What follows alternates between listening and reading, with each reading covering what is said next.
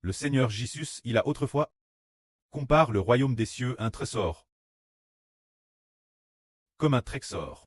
Un trésor cache dans un champ. Alors quelqu'un a acheté ce champ. Cette parabole signifie que le royaume des cieux est la Jérusalem céleste. C'est très beau, beau comme un trésor. Plus tard, en raison de sa descente sur la nouvelle terre, une personne a acheté la nouvelle terre, et, sans s'en rendre compte, elle a obtenu la terre précieuse, part de ce trésor céleste, c'est-à-dire obtenir la nouvelle Jérusalem comme héritage. Alors le Seigneur a encore raconté une autre parabole. Il a dit, il y a un homme qui a acheté une perle de grande valeur. Il a ainsi comparé la Jérusalem céleste. Une perle, c'est-à-dire qu'une personne a acheté la perle, parlons de scène. Un peu d'accord. C'est-à-dire que le royaume des cieux est semblable à une perle de grande valeur. Un marchand qui cherche de belles perles.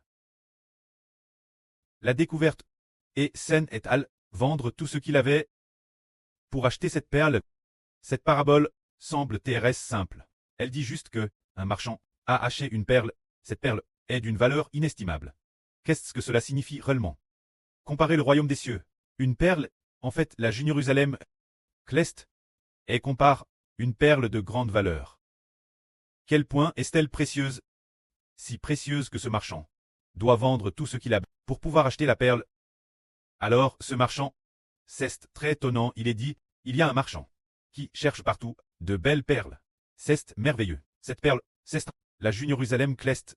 Il y a une personne qui peut acheter la Jérusalem céleste. Qui est réellement cette personne? Le Seigneur a dit que cette personne est un marchand. Est-ce vraiment le cas?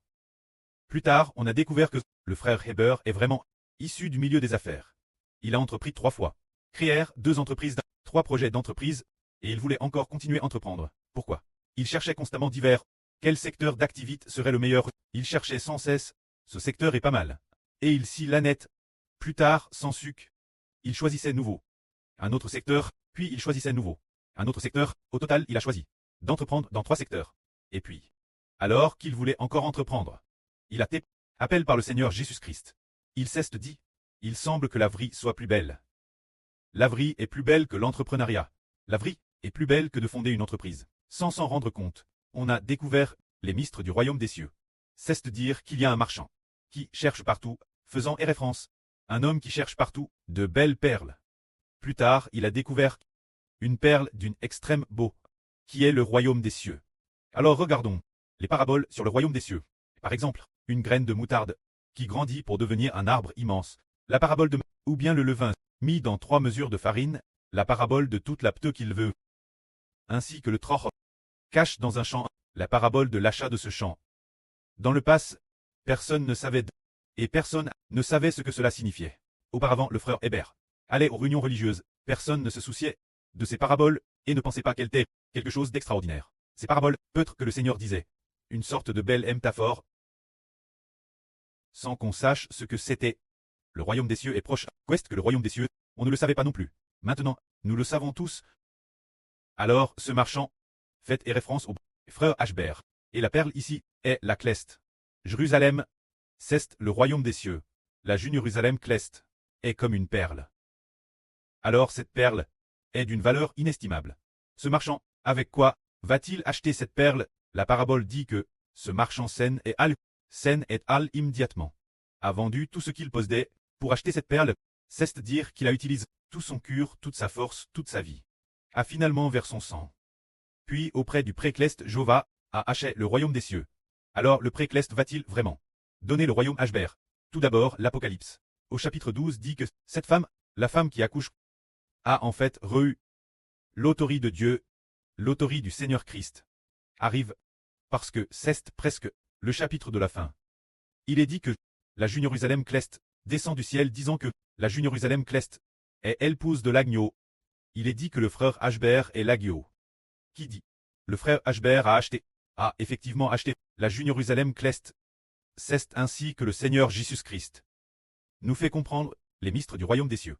C'est merveilleux. Le royaume des cieux, de qui est-ce le royaume? On a découvert plus tard que c'est le royaume d'Israël, le royaume de l'Israël de la nouvelle alliance. Dieu a vendu le royaume des cieux Israël. Le pré-Clest Jova a vendu le royaume des cieux Israël. Avec quoi Israël arrêtait-il? Il utilise d'abord sa propre vie entire pour la remettre Dieu, remettant cet argent d'achat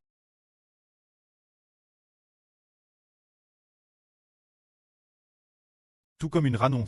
Plus tard, il a de nouveau offert ses propres enfants, ses 144 Zurozoro enfants, Jova, pour que le pré-Clest obtienne les Clest, frères et sœurs comme preur, et il doit aussi offrir les 12 toiles, s'offrant lui-même dur, offrant la surlune, et la sur Gnis rousse, au pré-Clest.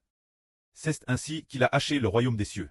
Ainsi ce preux de la patrie a découvert qu'il ne faisait pas qu'offrir sa propre vie, il devait aussi offrir, parmi les premiers du pays, les plus beaux, les vendre Dieu, les offrir au pré-Clest et au Seigneur, achetant ainsi le royaume des cieux. Alors le pré-Clest a dit, d'accord, tu as dit Jessel, tu m'as donné tout ce qu'il y a de plus beau. Ils deviendront mes enfants, ils seront rois et prêtres, puisque tu m'as offert les pérémisses. Je vais te vendre le royaume des cieux. Est-ce vraiment ce qui s'est passe? C'est vrai, c'est bien ce qui s'est passe. Une certaine Anne, il semble que c'était en 2019, ou une autre Anne. Frère Hébert a Hervé. Il a Hervé que frère Hébert allait travailler avec quelqu'un dans une grande entreprise. TRS occupe, mais cette personne n'arrêtait pas de dire désespérément. Je ne veux plus travailler ici, je ne veux plus travailler ici. Le responsable concert a dit. Oh, tu dois travailler ici. Mais il a dit, je ne veux pas travailler ici. Si vous me licenciez, ce sera par amour pour moi. Alors, avant madame que l'entreprise ne le licencie, il est parti de lui-même, parti précipitamment, quittant son lieu de travail. Alors le responsable concert a demandé Hébert. Et toi, vas-tu faire comme lui et partir? Hébert a dit non. Je veux travailler ici. Parte, travailler ici. Je n'ai rien d'autre. Je ne peux que rester ici. Je n'ai que ce travail. Faire. Je ne peux pas partir. Ainsi, frère Hébert a continué y travailler. Après un moment, le service des ressources humaines de cette grande entreprise a appelé pour dire de faire venir frère Hébert au service des ressources humaines pour s'enregistrer. Frère Hébert y est donc allé. En arrivant aux ressources humaines, il a découvert qu'une sur Apple sur Wang Weiting avait donné frère Hébert un fils. On dit que c'était en 2018 qu'un fils est N. Ainsi, puisque cette sur A donne naissance un fils pour Hébert, alors cette sur Wang Weiting a été renommée pour porter le madame nom que le frère Hébert, exactement le madame. Alors, ce moment-là, le frère Hébert est retourné l'entreprise. En retournant l'entreprise, il a vu le patron et le fils du patron. Joyeusement. Regardez le frère Hébert, aimablement. Regardez le frère Hébert. Avec beaucoup de compassion et de bienveillance, regardez Hébert, l'aimant profondément, au point que tous les gens de l'entreprise respectaient le frère Hébert. Ensuite, on dit que le patron et le fils du patron, on donne l'entreprise. Hébert c'est lead, le RVE c'est art. Alors, l'explication de ce RVE est la suivante. Elle explique que cette entreprise, c'est le royaume des cieux. C'est le royaume de Dieu. Le patron c'est le pré-Clest Jova, le fils du patron. C'est notre pré, le Seigneur Jésus. Alors la sur Wang Weiting, qui représente aussi le royaume des cieux. La sur Wang Weiting, donnant au frère Hébert naissance un fils. Cela signifie que Dieu, Jova et le Seigneur Jésus donne l'autorité du royaume des cieux. Au frère Hébert ce moment-là, le frère Hébert a ainsi obtenu les enfants d'une nation. C'est de dire que le preux et le Seigneur et donne l'autorité du royaume des cieux. Hébert. Et le frère Hébert doit offrir les enfants d'une nation. Dieu. C'est dire qu'il a obtenu ce fils. Il a obtenu un fils. Un fils c'est une nation. Tout le monde. Alors la sur Wang Weiting a chant de nom. Pour porter le madame nom que le frère Hébert, elle a chant de nom. Cela signifie que le royaume des cieux sera renommé Israël. Le sens du nom du frère Hébert. Se dire. Pourquoi a-t-il chant de nom? Parce que le royaume des cieux, Dieu la donne par alliance Israël. Faisant en sorte que son nom soit le madame que celui du frère Hébert, faisant du royaume des cieux. Épouse du frère Hébert. Pour quelle raison? Comment le pré-Clest peut-il vendre le royaume au frère Hébert? C'est comme si quelqu'un vendait son entreprise à une autre personne, et après l'avoir vendue, cette personne, il changeait le nom de l'entreprise. Quelle en est la raison? Parce que le frère Hébert offre les enfants d'une nation au pré-Clest. Quant au frère Hébert, il a offert les enfants d'une nation au pré. Le pré a dit, d'accord. De toi j'ai obtenu les spirituels, enfants du royaume d'Israël. pour devenir mon peuple, devenir mes enfants, devenir mes descendants. Et ils sont aussi vraiment NS de mon esprit, et de l'esprit de mon fils, sont aussi tes enfants, sont aussi mes enfants. Alors puisque c'est ainsi, puisque tu me donnes les enfants, je te donne le royaume. TE donne le royaume des cieux. TE donne la nouvelle Jérusalem.